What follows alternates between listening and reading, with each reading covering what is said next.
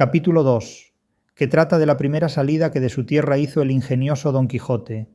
Hechas, pues, estas prevenciones, no quiso aguardar más tiempo a poner en efecto su pensamiento, apretándole a ello la falta que él pensaba que hacía en el mundo su tardanza, según eran los agravios que pensaba deshacer, tuertos que enderezar, sin razones que enmendar, y abusos que mejorar, y deudas que satisfacer, y así, sin dar parte a persona alguna de su intención, y sin que nadie le viese, una mañana, antes del día, que era uno de los calurosos del mes de julio, se armó de todas sus armas, subió sobre Rocinante, puesta su mal compuesta celada, embrazó su adarga, tomó su lanza, y por la puerta falsa de un corral salió al campo con grandísimo contento y alborozo de ver con cuánta facilidad había dado principio a su buen deseo.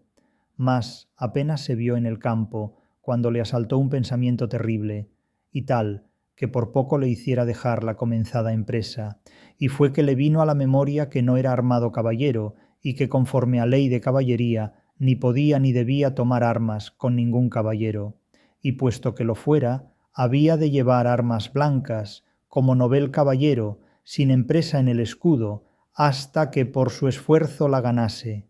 Estos pensamientos le hicieron titubear en su propósito, mas pudiendo más su locura que otra razón alguna, propuso de hacerse armar caballero del primero que topase, a imitación de otros muchos que así lo hicieron, según él había leído en los libros que tal le tenían.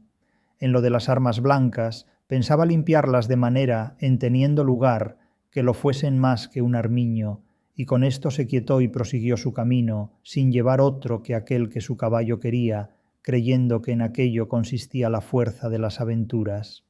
Yendo pues caminando nuestro flamante aventurero, iba hablando consigo mesmo y diciendo: ¿quién duda, sino que en los venideros tiempos, cuando salga a luz la verdadera historia de mis famosos hechos, que el sabio que los escribiere no ponga, cuando llegue a contar esta mi primera salida tan de mañana, de esta manera? Apenas había el rubicundo Apolo tendido por la faz de la ancha y espaciosa tierra las doradas hebras de sus hermosos cabellos, y apenas los pequeños y pintados pajarillos con sus arpadas lenguas habían saludado con dulce y meliflua armonía la venida de la rosada aurora, que, dejando la blanda cama del celoso marido, por las puertas y balcones del manchego horizonte a los mortales se mostraba, cuando el famoso caballero Don Quijote de la Mancha, dejando las ociosas plumas, subió sobre su famoso caballo Rocinante, y comenzó a caminar por el antiguo y conocido campo de Montiel, y era la verdad que por él caminaba, y añadió diciendo: dichosa edad y siglo dichoso aquel adonde saldrán a luz las famosas hazañas mías, dignas de entallarse en bronces, esculpirse en mármoles y pintarse en tablas para memoria en lo futuro. Oh tú, sabio encantador, quien quiera que seas, a quien ha de tocar el ser coronista de esta peregrina historia, ruégote que no te olvides de mi buen Rocinante, compañero eterno mío en todos mis caminos y carreras. Luego volvía diciendo, como si verdaderamente fuera enamorado: oh princesa Dulcinea, señora deste cautivo corazón, mucho agravio me habedes fecho en despedirme y reprocharme con el riguroso afincamiento de mandarme no parecer ante la vuestra fermosura. Plégaos, señora, de membraros deste vuestro sujeto corazón, que tantas cuitas por vuestro amor padece. Con estos iba ensartando otros disparates, todos al modo de los que sus libros le habían enseñado, imitando en cuanto podía su lenguaje.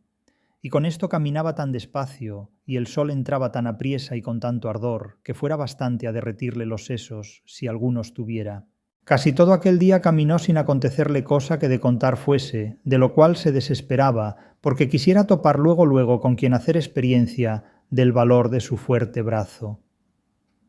Autores hay que dicen que la primera aventura que le avino fue la del Puerto Lápice, otros dicen que la de los molinos de viento, pero lo que yo he podido averiguar en este caso y lo que he hallado escrito en los anales de la Mancha es que él anduvo todo aquel día, y al anochecer su rocín y él se hallaron cansados y muertos de hambre, y que mirando a todas partes por ver si descubriría algún castillo o alguna majada de pastores donde recogerse y a donde pudiese remediar su mucha hambre y necesidad.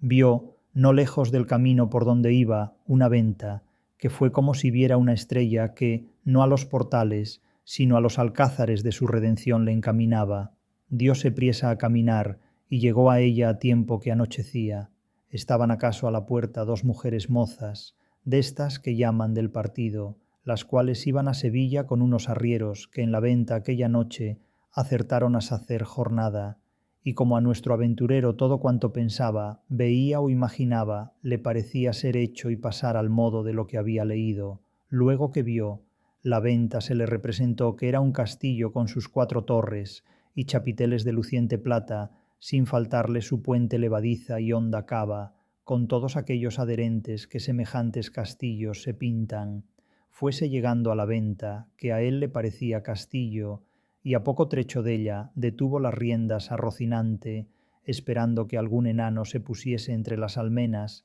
a dar señal con alguna trompeta de que llegaba caballero al castillo.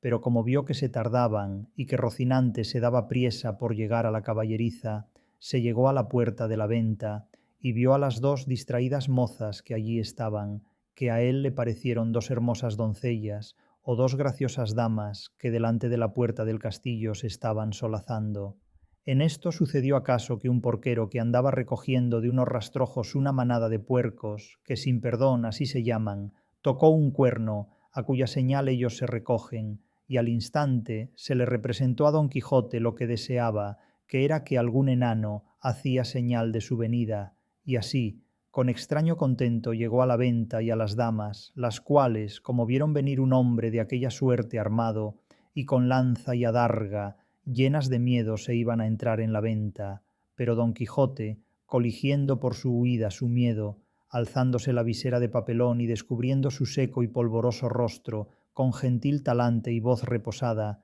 les dijo: «Non fuyan las vuestras mercedes, ni teman desaguisado alguno, ca a la orden de caballería que profeso non toca, ni atañe facerle a ninguno, cuanto más a tan altas doncellas como vuestras presencias demuestran».